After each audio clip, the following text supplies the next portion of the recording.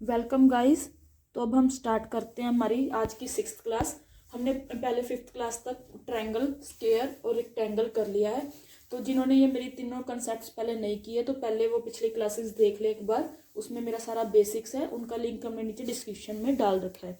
तो आज हम 6th क्लास में आगे ट्रायंगल का एक दो सम और करेंगे और उसके बाद हम इसको पैरेललोग्राम करेंगे इसके। तो इसमें अभी एक जैसे दे रखा है कि स्क्वायर एंड ट्रायंगल, इन दोनों का जो पेरीमीटर है वो इक्वल है, ठीक है। और जो स्क्वायर का डायगोनल है ना, उन्होंने डायगोनल हमें दे रखा है 12√2 सेंटीमीटर और हमें इन्होंने ट्रायंगल का एरिया पूछ रखा है, ठीक है। जो ट्रायंगल है ना वो इक्विलेटर है। जब तक हमें कुछ भी मेंशन ना हो ना ट्रायंगल का, तो हम बाय डिफॉल्ट जो ट्रायंगल है ना वो इक्विलेटर ट्रायंगल ही लेंगे। तो इसमें भी उन्होंने डायगोनल दे रखा है, तो स्क्वायर में डायगोनल का फॉर्मूला क्या था, कैसे निकालते थे, √2 इंटू साइड, ठीक है। तो ये किसके इक्वल हो गया, 12√2 के। तो √2 से √2 कट गई, यानी कि हमारे पास स्क्वायर की साइड आ गई 12। अगर स्क्वायर की साइड आ गई, इन्होंने कहा है ना पेरीमीटर इक्वल है, ठीक है। तो अगर हमारे पास स्क्वायर की साइड आ गई तो पेरीमीटर कितना होता है, 4 इंटू साइड, यानी कि 12 मल्टीप्लाई 4 कितना आ गया, 48। अगर ये स्क्वायर का पेरीमीटर है तो रेक्टेंगल उसका ट्रायंगल का पेरीमीटर भी इतना ही होगा, यानी कि ट्रायंगल का पेरीमीटर भी 48 है। अगर ट्रायंगल का पेरीमीटर 48 है, ट्रायंगल में 3 साइड होती है ना, तो डिवाइड बाई 3 करके हमें एक साइड निकाल लेंगे, कितनी आ गई, 60 सेंटीमीटर। यहाँ तक समझ आ गया सभी को। तो अगर यहाँ तक क्लियर है, उसके बाद देखो हमारे पास साइड आ गई, किसकी, ट्रायंगल की साइड आ गई, कितनी, 16। तो इक्विलेटर ट्रायंगल में एरिया का फॉर्मूला हमने क्या किया था, √3/4 इंटू ए स्क्वायर, ए कितनी है, 16 इंटू 60। तो ये कट गया 4 पे, कितना आ गया, 64√3। अब एरिया निकाल रहे हैं तो एरिया सेंटीमीटर स्क्वायर, इसमें हमने साइड निकाली थी तो सिंपल सेंटीमीटर था, एरिया निकाला तो स्क्वायर लगानी जरूरी है, ठीक है। और उसके बाद हमने वो कर लिया था कि साइड को इंक्रीज कर दे, डिक्रीज कर दे, या हमने रेक्टेंगल के अंदर भी ट्रायंगल को किया था। तो हम इसके बाद हम करते हैं पैरेललोग्राम। देखो पैरेललोग्राम क्या होता है ना, ये ऐसे होता है पैरेललोग्राम, ठीक है। इसमें क्या होता है, इसकी अपोजिट साइड से एक दूसरे के पैरेलल होती हैं। देखो इसमें क्या है कि अगर हम इसका ये डायगोनल बन गया, अगर हम देखें तो इस डायगोनल से हमारी 2 ट्रायंगल बन गई, एक ट्रायंगल ये और एक ट्रायंगल ये, देखो एक ट्रायंगल ये और एक ट्रायंगल ये, यानी कि हम ये कह सकते हैं कि 2 ट्रायंगलों को जोड़ के पैरेललोग्राम बनता है। तो ट्रायंगल का एरिया निकालने का फॉर्मूला हमने क्या किया था, ट्रायंगल का हाफ बेस इंटू हाइट। देखो हाफ किया था, एक ट्रायंगल का हाफ है, अगर 2 ट्रायंगलों को मिला देंगे तो वो एक बन जाएगा, यानी कि पैरेललोग्राम को ना हम शॉर्ट में लिखते हैं इस तरह से, पैरेललोग्राम। तो पैरेललोग्राम का एरिया क्या हो जाएगा, हाफ इंटू हाफ, यानी कि 1। तो सीधा ये क्या बन जाएगा, बेस इंटू हाइट। तो हम ये कह सकते हैं कि अगर हमें ट्रायंगल का एरिया पता है, ठीक है, ट्रायंगल के एरिया से भी हम उसका डबल कर देंगे तो वो पैरेललोग्राम का एरिया बन जाएगा। और अगर फॉर्मूला लगाना चाहो तो बेस इंटू हाइट। समझ आ गई यहाँ तक। तो इसी का ही एक सम करते हैं पैरेललोग्राम का। इन्होंने कहा है कि वन साइड, कोई भी एक साइड दे रखी है इन्होंने, वन साइड ऑफ पैरेललोग्राम, ठीक है, वो दे रखी है हमें इन्होंने 18 सेंटीमीटर। उसके बाद क्या है, सिर्फ मैं लिख नहीं रही, चलो लिख लो, डिस्टेंस फ्रॉम द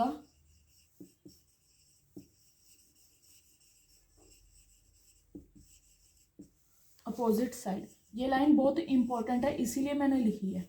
जैसे इन्होंने ये पैरेललोग्राम हो गया, ठीक है, हमारे पास एक साइड तो इन्होंने दे दी 18, इसको लिख लो चाहे।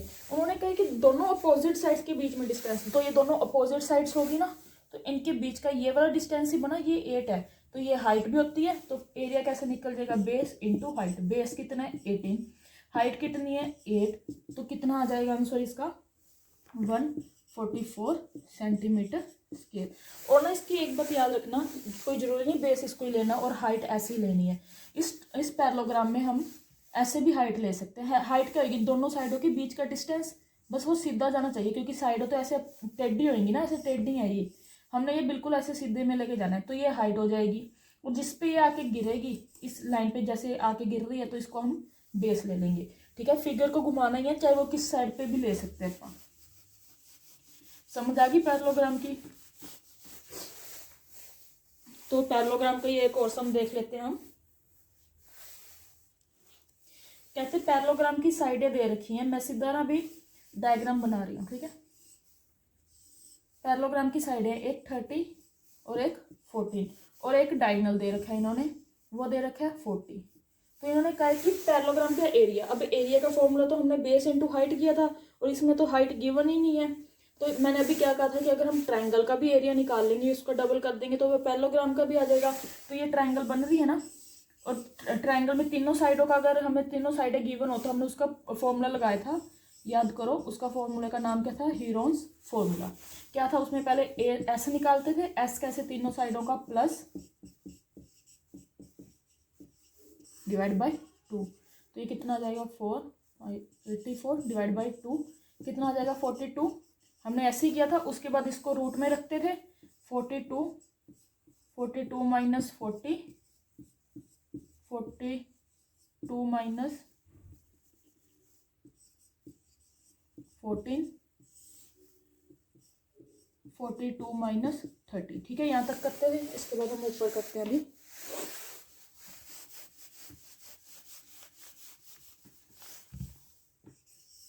ठीक है, 42 का 42 वैसे लिखेंगे, 42 माइनस 42 आ जाएगा इसको। ठीक है, और ये आ जाएगा 12। उसके बाद क्या करते थे? इनके फैक्टर्स बनाते थे। हमें फैक्टर्स इसीलिए बनाना होता है कि पेयर बन जाए। जैसे भी 42 है, इसको हम क्या लिख सकते हैं? 7 इंटू 6। ठीक है, या 7 इंटू 3 इंटू 2, और इस 2 को तो 2 ही लिख लें। 28 को क्या लिख सकते हैं? 7 इंटू 4। ठीक है, 12 को क्या लिख सकते हैं? 4 इंटू 3। अब पेयर बना लो, एक 7 ये रहा, एक 7 ये रहा, तो एक 7 बाहर आ जाएगा। एक 3 ये रहा, एक 3 ये रहा, तो एक 3 बाहर आ जाएगा।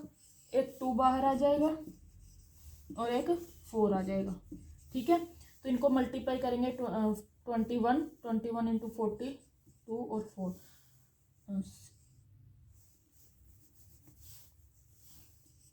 168 आ जाएगा इनको मल्टीप्लाई करके। पर अगर याद करें, हमारा पैरेललोग्राम ये था। ठीक है, ये ट्रायंगल थी, हमने तो सिर्फ इसका एरिया निकाला 168, तो इसका भी तो 168 ही होगा ना। तो यानी कि 168 को ही डबल कर दो, इसी का प्लस कर दो। ठीक है, यानी कि टोटल कितना आ जाएगा? 336 सेंटीमीटर स्क्वायर। यानी कि अगर ट्रायंगल का एरिया निकल जाए, उसका हम डबल करेंगे तो वो पैरेललोग्राम का ही एरिया बनेगा। समझ आ गया? अब ये पैरेललोग्राम का सम। एक और सम कर लेते हैं। अब ये तो था सिर्फ इंडिविजुअली, एक सम और करते हैं हम, वो समझाते हैं कैसे। जैसे इन्होंने कहा है कि एक ट्रायंगल है और एक पैरेललोग्राम है, दोनों सेम बेस पे बने हैं। जैसे ये पैरेललोग्राम है, ठीक है, इसका बेस अगर हम ये ले लें, इसी पे ट्रायंगल बना हुआ है। हमें ट्रायंगल नहीं पता कि ट्रायंगल बाहर है कि अंदर है। मैं नॉर्मली इसको एक बार बाहर ले लेते हैं। ठीक है, ये बनी हुई है। अगर बेस एक्स है, बेस इन्होंने दिया नहीं हुआ, और उन्होंने कहा है कि जो एल्टीट्यूड ऑफ पैरेललोग्राम है, एल्टीट्यूड एक वर्ड होता है, एल्टीट्यूड का मतलब भी हाइट होता है। ठीक है, तो जो एल्टीट्यूड ऑफ पैरेललोग्राम दिया, तो पैरेललोग्राम की एल्टीट्यूड तो यही होगी ना। ये हमें दे रखी है 100, और इन्होंने ये कहा रखा है कि इनका एरिया इक्वल है, किसका? ट्रायंगल का और पैरेललोग्राम का। तो पहले हम ट्रायंगल का लगाते हैं, फिर हम लगाएंगे पैरेललोग्राम का। ट्रायंगल का फॉर्मूला कहता है half into base into height, और पैरेललोग्राम का क्या होता है? Base into height. देखो बेस तो सेम है, बेस से बेस कट जाएगा। इसकी हाइट हमें पता नहीं, इसकी हाइट हमें पता है 100। तो इसकी हाइट निकालनी है, तो 2 इधर जाके क्या हो जाएगा? मल्टीप्लाई में। तो इसकी हाइट क्या आ जाएगी ट्रायंगल की? 200 मीटर। अब हाइट निकाल ली है, तो ओनली हम मीटर में छोड़ देंगे। ठीक है, यहाँ तक क्लियर है? तो अब हम इसको रब करते हैं।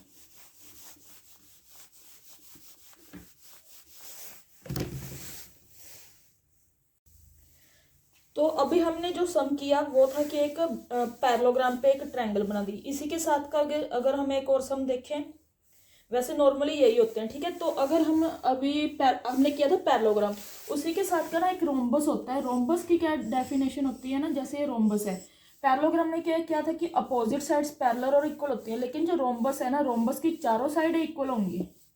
अगर ये 14 है तो ये भी 14 होगी, ये भी 14 होगी और ये भी 14 होगी। और इसके जो डायगनल्स हैं वो बाइसेक्ट करते हैं। बाइसेक्ट का मतलब क्या होगा, अगर ये 28 है पूरी, तो इधर भी 14 होगा और इधर भी 14, और यहाँ भी एक 90 डिग्री का एंगल बनाते हैं, ठीक है। रोम्बस की ये पहचान है बस।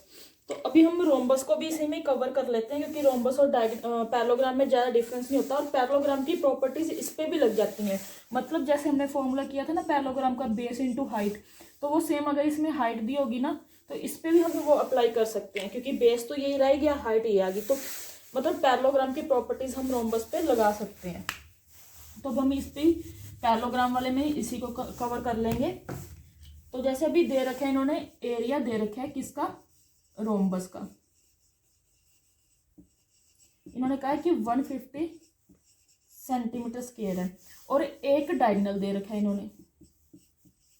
अच्छा, अगर हमें सिंपल, पहले मैंने बेसिक्स में कवर करवा दिया था, एरिया ऑफ रोम्बस निकालने का फॉर्मूला वैसे होता क्या है। एक तो हमने पैरेललोग्राम का लगा दिया कि अगर हाइट दी हो, अगर हाइट ना दी हो तो इसका फॉर्मूला होता है half into diagonal 1 multiply diagonal 2, ठीक है।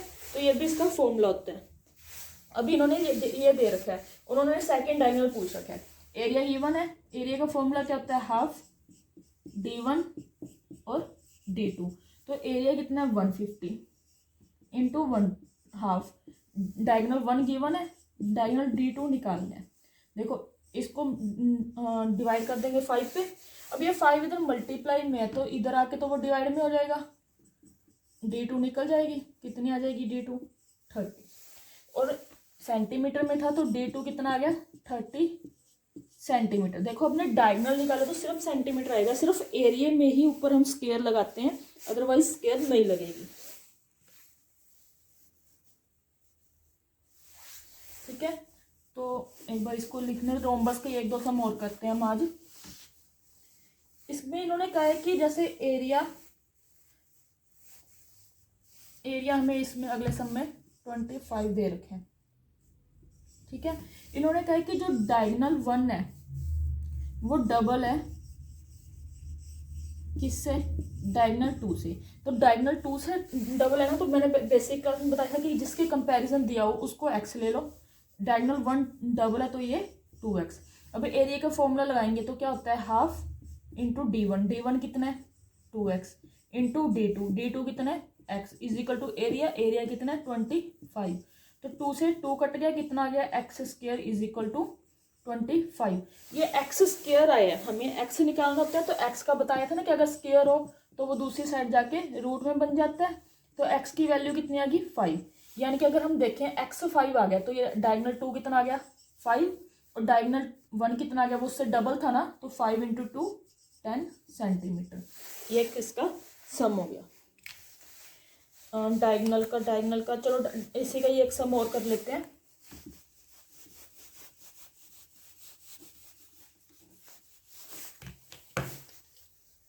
जैसे इन्होंने कहा रखा है कि अब पेरीमीटर दे रखे हैं किसका, रोम्बस का ही, ठीक है।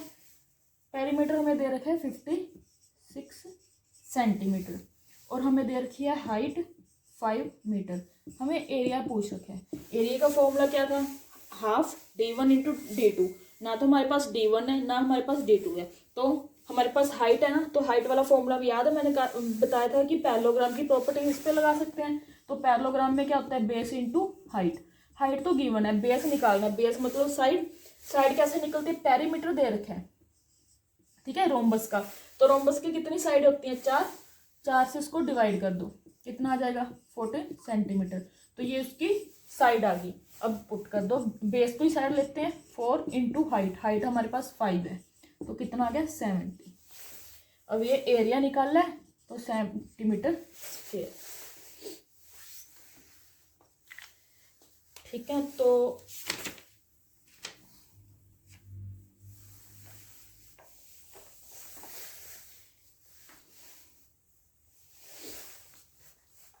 था आज रोम्बस का बेसिक्स। ठीक है, एक दो सम है जो इसके बहुत ज़्यादा इंपॉर्टेंट है, जो मैंने 90 डिग्री से रिलेटेड बताया ना, 90 डिग्री से रिलेटेड इसके सम आते हैं, बहुत इंपॉर्टेंट है। तो वो उसको हम नेक्स्ट क्लास में कवर करेंगे, और उसको इसलिए उस क्लास को देखते रहना, बहुत इंपॉर्टेंट सम है वो। और हमारे चैनल को सपोर्ट करना। Thank you.